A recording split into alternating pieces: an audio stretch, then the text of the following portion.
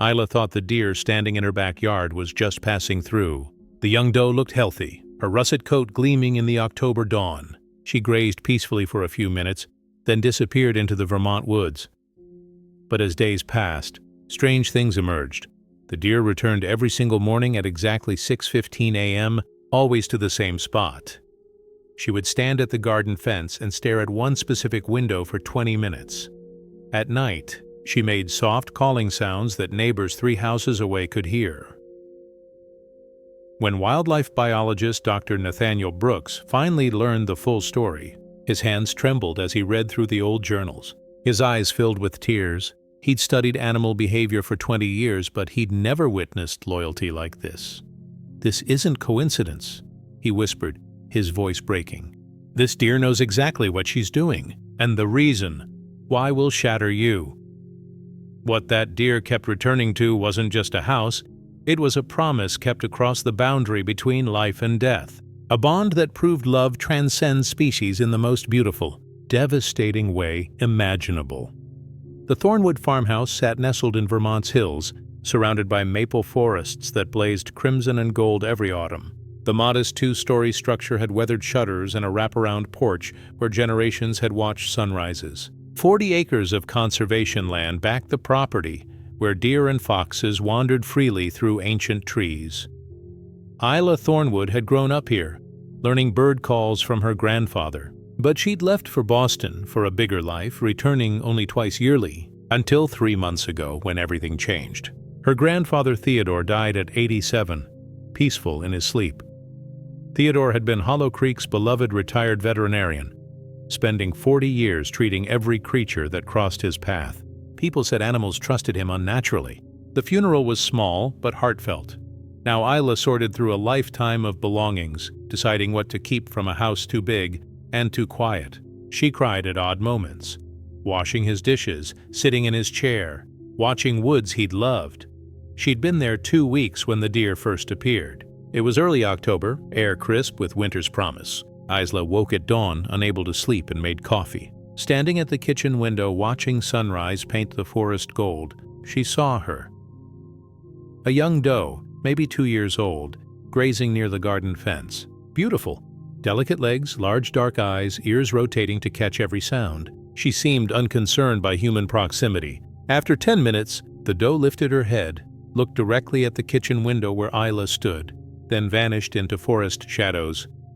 "Well, that was nice," Isla murmured, finishing her coffee. The next morning, the deer was back. Same time, same spot, same routine. Graze briefly, look at the window, leave. By the 3rd morning, Isla was fascinated. By the 5th, she set her alarm. By the 7th, she knew something unusual was happening. "Mom, there's this deer that comes every morning," Isla said during their evening call. Same exact time. "It's amazing," her mother Diane was quiet. "What time?" 6:15, like clockwork. Another pause. "Isla, that was your grandfather's time. He woke at 6:15 every morning of his adult life. Had coffee, watched sunrise from that exact window." Chills ran down Isla's spine. "You think the deer knows?" "Your grandfather fed every creature in those woods for 40 years, Diane said softly. "I wouldn't be surprised if half Vermont's animals knew his schedule. That made sense." Theodore had left corn for deer, seed for birds, even apples for bears. Wildlife had grown accustomed to his presence, his generosity, his gentle movements through their world. But as days continued, Isla noticed things that didn't fit that explanation. The deer wasn't coming for food. Isla tested this by leaving corn, apples, vegetables. The doe sniffed them politely but barely ate. She wasn't hungry. She was there to look at the window. Specifically, she'd position herself at the fence, facing the kitchen window, and stand there, sometimes 5 minutes, sometimes 20, just standing, watching, waiting. One crisp morning, Isla decided to test something. Instead of hiding inside, she opened the kitchen door and stepped onto the porch. The deer's head swiveled immediately, but she didn't run. She watched Isla with liquid dark eyes, ears forward, posture alert but not alarmed. "Hi there," Isla said softly. "You're beautiful. Are you looking for my grandfather?" At the word grandfather, the deer's ears twitched. Could be coincidence, but it looked like recognition. Isla's throat tightened. "He's gone, sweetie. I'm sorry. He's not here anymore." The deer took 3 steps closer, stopped, waited. Isla's heart pounded. This was a wild animal, unpredictable, potentially dangerous, but every instinct told Isla this deer meant no harm. She descended the porch steps slowly. The deer didn't retreat. Step by step, Isla crossed the yard until only the garden fence separated them. She could see individual whiskers on the deer's muzzle, texture of her coat, deep intelligence in her eyes. "What do you want?" Isla whispered. "What are you looking for?" The deer made a soft sound, almost like a chirp. Then she did something extraordinary. She reached her head over the fence and gently bumped Isla's outstretched hand with her nose. Contact, touch, connection. Isla's eyes filled with tears. This wasn't random wildlife behavior. This was intentional. This deer had sought her out, chosen to trust her, chosen to bridge the gap between wild and human. "You knew him, didn't you?" Isla breathed. "You knew my grandfather." The deer held her gaze for a long moment, then turned and walked calmly back into the forest, looking back once before disappearing. Isla stood in her backyard crying, her hand tingling from the touch of a wild creature who somehow carried a piece of her grandfather with her. That evening, Isla searched through Theodore's belongings with new purpose. If the deer had known him, there would be evidence. She found it in his study, a leather journal documenting wildlife observations from his last 5 years. Dated 3 years ago. Found an injured fawn today, maybe 3 months old, tangled in barbed wire by the creek. Deep lacerations on her front leg, infection setting in. Mother nowhere found, likely abandoned due to injury. Brought her to the barn, cleaned wounds, started antibiotics. She's terrified but too weak to fight. I'll call her Willow for the tree where I found her. Isla's hands shook, turning pages. Entry after entry documented Willow's recovery. Theodore spent months rehabilitating her, treating wounds, feeding her, slowly earning trust. Willow is walking without limping today. 3 months of treatment, but she's strong. She could survive in the wild now. Tomorrow, I'll open the barn door and let her choose. If she wants to go, she goes. If she wants to stay nearby, that's her decision. I won't cage her either way. Next entry. She left this morning. Watched her walk into the forest, healthy and whole. I won't lie, I cried. But this is how it should be. She is wild. She belongs out there. If I did my job right, she'll survive. She'll thrive. But more entries followed, spanning 3 years. Willow came back today. Just stood at the garden fence, looking at the house. I went out, and I swear she remembered me. Let me get within 5 feet before wandering off. Made my whole week. Willow visits have become regular, every few days. Doesn't need anything. Just seems to check in. I leave her alone mostly, but talk to her sometimes. Tell her about my day. She listens. I think she understands more than people believe. Willow brought her fawn to show me today. Tiny spotted baby, couldn't be more than weeks old. She stood there, proud as any mother, showing me her offspring. I'm honored that she trusts me enough to bring her most precious treasure. There's no greater compliment from a wild creature. The entries continued until the week before Theodore died. Willow came by this morning. I wasn't feeling well, stayed in bed later than usual. When I finally made it to the kitchen for coffee, there she was, almost like she was checking on me. I went to the porch and she watched me for the longest time. I told her I was okay. I told her she was a good friend. She touched my hand with her nose just for a second, then left. Some bonds don't require words. Isla set down the journal and sobbed. This explained everything. Willow wasn't coming for food or habit. She was coming looking for her friend, the human who'd saved her life, who'd let her go when ready, who'd welcomed her back every time she chose to return. She didn't understand Theodore was gone. Or maybe she did understand, but came anyway. Because that's what friends do. They show up, even when it hurts. Armed with understanding, Isla approached the visits differently. Every morning, she went outside, stood on the porch where Theodore had stood, spoke softly to Willow, telling stories about the grandfather they both loved. He talked about you. In his journal, Isla said one morning, leaning against the porch railing while Willow stood at her usual fence spot, he said you were his friend. He said saving you was one of the best things he ever did. Willow's ears swiveled forward, listening. I think he'd want you to know he thought about you. Every time you came back, it made him happy. You were a gift. The deer took steps closer, dark eyes fixed on Isla's face. Recognition, maybe, or understanding, or acknowledgement of shared grief. I miss him too, Isla whispered, voice breaking. every day. This house is so empty without him, and I think you feel that emptiness too. Don't you?" Willow made that soft chirping sound, a vocalization that seemed to carry weight beyond simple animal communication. Over following weeks, something beautiful happened. Willow's visits became the anchor of Isla's days. She started waking, naturally at 6:15, making coffee, going to the porch, and Willow was always there, waiting. Sometimes Isla talked about memories of Theodore. Sometimes she read from his journal, sharing observations about nature. Sometimes she just sat silently, drinking coffee, while Willow grazed peacefully. It was companionship, connection. Two creatures, human and wild, united by love for someone who was gone. Isla's mother visited and witnessed one morning meeting. She stood at the kitchen window, tears streaming, watching her daughter sit on the porch while a wild deer stood 10 feet away. "She's mourning him?" Diane said. "That deer is mourning your grandfather." "We both are," Isla replied, "and somehow doing it together makes it bearable." Not everyone understood. Neighbors expressed concerns about disease, danger, encouraging wildlife. But Isla knew this situation was unique. Willow wasn't aggressive, she maintained boundaries. She didn't demand food, she just visited, like an old friend paying respects.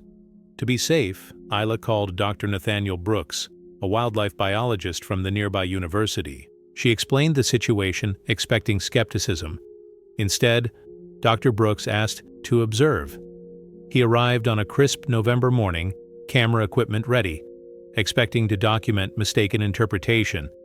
Animals sought humans for practical reasons. The idea of a deer visiting out of emotional connection seemed unlikely. Then he witnessed it firsthand. Willow arrived at exactly 6:15 a.m., took her position by the fence facing the house. Isla emerged with coffee. For 15 minutes, human and deer simply existed in each other's presence.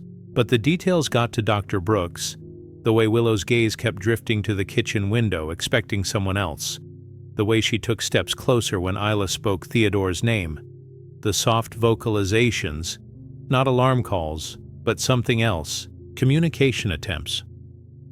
When Isla went inside and his assistant tried interacting with Willow, the deer became wary, distant, retreating yards. She only showed comfortable familiarity with Isla specifically. Dr. Brooks recorded it all, his professional skepticism crumbling. After Willow left, he sat at Theodore's kitchen table, looking through the journal, watching videos Isla had recorded, processing what he'd witnessed. "This is extraordinary," he finally said, voice thick with emotion. "I've studied animal behavior for 2 decades. I've seen evidence of animal grief, long-term memory, social bonds, but never anything quite like this." "What do you think is happening?" Isla asked. Dr. Brooks was quiet. "Scientifically, deer have excellent spatial memory and can form associations with locations and individuals. Theodore saved Willow's life and provided safe space for years. She imprinted on this location and on Theodore as trustworthy." He paused, looking out the window.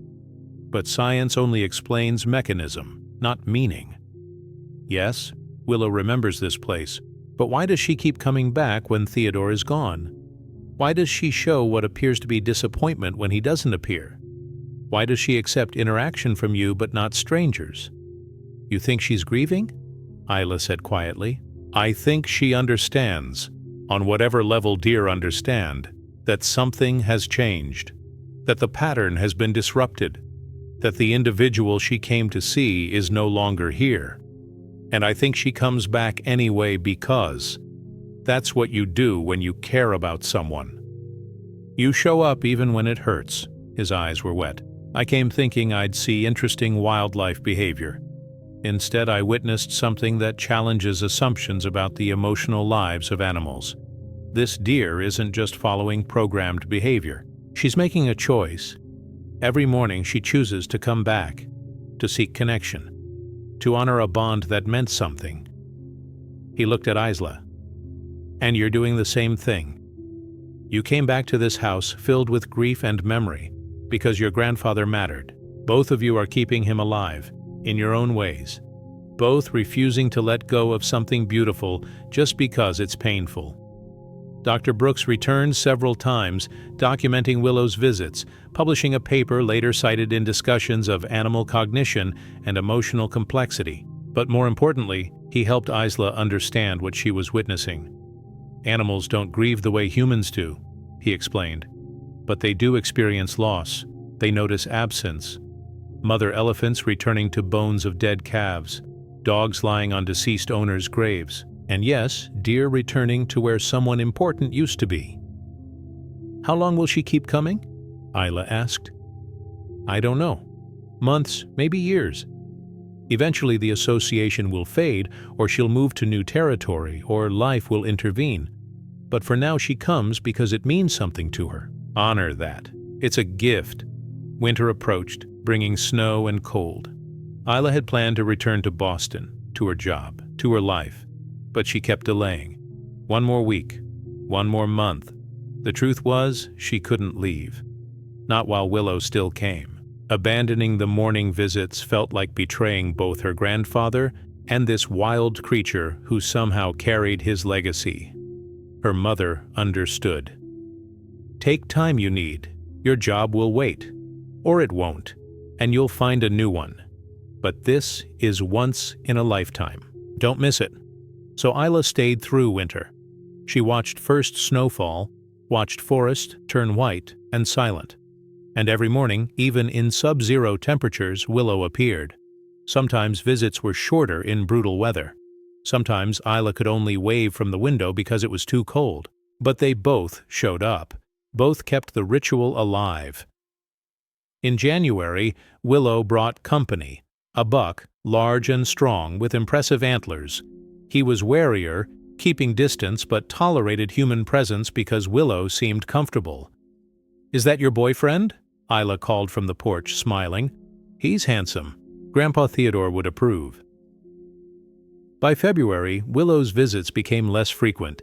She was entering mating season, attention pulled by biology. She came every few days instead of daily. When she did come, she seemed more distracted, focused on the forest behind her. It's okay, Isla told her during one visit.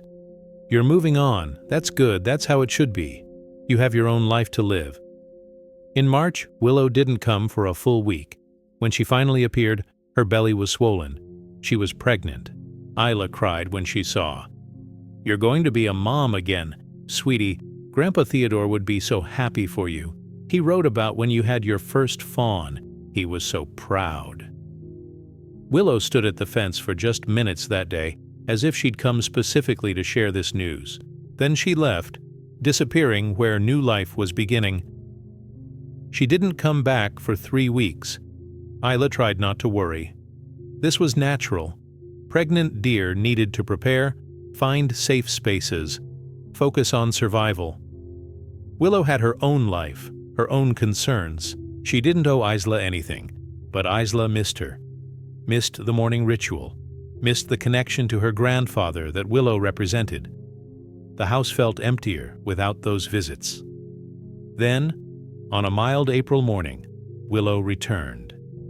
Isla was in the garden, planting flowers in Theodore's honor when she heard that familiar, soft call. She looked up to see Willow standing at the fence, and next to her, wobbling on stick-thin legs, was a tiny, spotted fawn. Oh, Isla breathed, setting down her trowel. You came back. You brought your baby. Willow watched carefully, protective, but not aggressive. The fawn, just days old, stayed pressed against its mother's side, eyes wide with newborn wonder. Can I come closer? Isla asked softly. I just want to see. She approached slowly, hands visible, movements gentle. Willow allowed it, trusting in a way that defied every wild instinct. When Isla was 5 feet away, she stopped and crouched down, making herself smaller. The fawn was perfect. Russet coat dotted with white spots, huge dark eyes, delicate hooves, new life. Fragile and precious. You're beautiful, Isla whispered. Both of you. Thank you for sharing this with me. Thank you for trusting me. Willow made that chirping sound. then did something that made Isla's heart stop. She stepped forward and gently touched her nose to Isla's hand, just for a second. Just enough to say, "I remember. I trust you. You're part of this." Then she turned and led her wobbly baby back into the forest, back to the wild where they belonged. Isla sat in the garden, surrounded by half-planted flowers, and cried. But these were different tears than she'd been shedding for months. Not grief or loss. Gratitude, connection, witnessing something sacred. Her grandfather had saved Willow's life years ago. In return, Willow had given both Theodore and Isla a gift beyond measure, the gift of trust, of presence, of showing them that love transcends boundaries we think are fixed. Willow's visits became sporadic after that. She had motherhood to focus on, a fawn to protect and teach. She came maybe once weekly, sometimes alone, sometimes with her baby following. Each visit felt like a blessing. Dr. Brooks visited one more time in May, documenting Willow's new fawn, adding to his research. "This is beautiful," he said, watching Willow graze with her baby. "Your grandfather created something that outlasted his own life. He showed this deer that humans could be safe, trustworthy, and she's now teaching that lesson to her offspring. That's a legacy. What should I do?" Isla asked. "I can't stay forever." "I need to go back to my life eventually, but I feel like I'm abandoning her if I leave." Dr. Brooks smiled. "You're not abandoning her. She's wild. She has her own life, territory, priorities. You gave her what she needed, someone to mourn with, someone to help her transition from loss of your grandfather. But she's moving forward now. Having this fawn, bringing it here to show you, that was her way of saying thank you. And I'm okay now." Isla knew he was right. She could feel the shift in Willow's visits. They weren't about grief anymore. They were about celebration, about sharing joy rather than sorrow. In June, Isla made the decision. She would return to Boston, to her career, to her life. But she wouldn't sell her grandfather's house. She'd keep it, come back regularly, maintain the garden, honor Theodore's memory by keeping this place as sanctuary for the wildlife he'd loved. The morning before she left, Willow came for what Isla somehow knew would be the last visit for a long time. The doe stood at the fence with her fawn, now stronger and confident, no longer wobbling but prancing with the joy of young life. Isla came out to the porch, coffee in hand, exactly as her grandfather had done for so many years. "I have to go," she said to Willow. "Back to the city, back to my other life. But I'll come back, I promise. And this place will always be here for you, always safe, always welcoming." Willow watched her with those knowing eyes. The fawn, curious and fearless, took 3 bold steps toward the porch before Willow gently redirected it with her nose. "Not yet," that gesture seemed to say. "Take care of your baby," Isla continued, voice breaking. "Teach them about the woods, about survival, about the world. And if you want to, teach them about this place, about the human who lives here and the one who used to live here." Willow held Isla's gaze for a long moment. Understanding, acceptance, gratitude. Then she turned, her fawn following, and walked into the forest. At the tree line she looked back once. The morning sun caught her coat, making it glow russet and gold. A moment frozen in time. A goodbye. A promise. A thank you. Then she was gone. That was 5 years ago. Isla did return to Boston, but came back to Vermont every month. She hired a local couple to maintain the property, to keep the garden alive, to make sure the house remained the sanctuary Theodore had always intended. And sometimes, when Isla visited, there were deer in the yard. Not always Willow. Isla learned to identify her by a distinctive mark on her right ear. But often, yes, it was Willow. And Willow was never alone. Over years, Isla met 3 of her fawns, watched them grow from spotted babies to graceful yearlings to adults with their own territories. Dr. Brooks returned regularly, documenting what had become a multi-generational study. His research papers gained attention, sparked conversations about animal cognition, challenged assumptions about rigid boundaries between wild and domestic. "What your grandfather started," Dr. Brooks told Isla during one visit, "and what you've continued, is so rare. Most human-wildlife interactions are either exploitative or confrontational. But this is reciprocal. Both sides benefit. Both sides show respect. It's a model for how we should interact with the natural world." The town of Hollow Creek gradually embraced the story. School children took field trips to learn about wildlife rehabilitation. The local conservation society used Theodore's journal entries and educational materials. A small plaque was placed near the garden fence, reading, "Theodore Thornwood, veterinarian, wildlife advocate, friend to all creatures. This garden honors his legacy of compassion and his belief that kindness transcends species." But the real memorial wasn't the plaque or journal or research papers. It was Willow herself, still visiting after all these years, still bringing her offspring, still maintaining a bond that had begun with an injured fawn and a kind man who refused to let her die. On the 5th anniversary of Theodore's death, Isla returned for a week. She spent days in the garden, planting flowers, maintaining space, sitting on the porch with coffee and memories. On the 3rd morning, at 6:15 a.m. exactly, Willow appeared. She was older now, muzzle graying slightly, movements a bit slower, but her eyes were still bright, still intelligent, still carrying that spark of recognition. And with her were 2 new fawns, twins, spotted and perfect. Taking their first cautious steps into the world, Willow led them right up to the fence, closer than she'd ever brought previous offspring. The fawns were nervous, prey instincts telling them to flee, but Willow stood calm, unbothered, teaching by example. "See, this place is safe. This human is safe." Isla sat very still on the porch, hardly daring to breathe. "Hi, Willow," she said softly. "It's good to see you. You're still beautiful, still strong." One fawn, braver than its sibling, took 3 wobbly steps toward the porch. Willow didn't stop it, just watched carefully. The fawn got within 6 feet of Isla, close enough that she could see its individual eyelashes, texture of its spotted coat, pure innocent wonder in its eyes.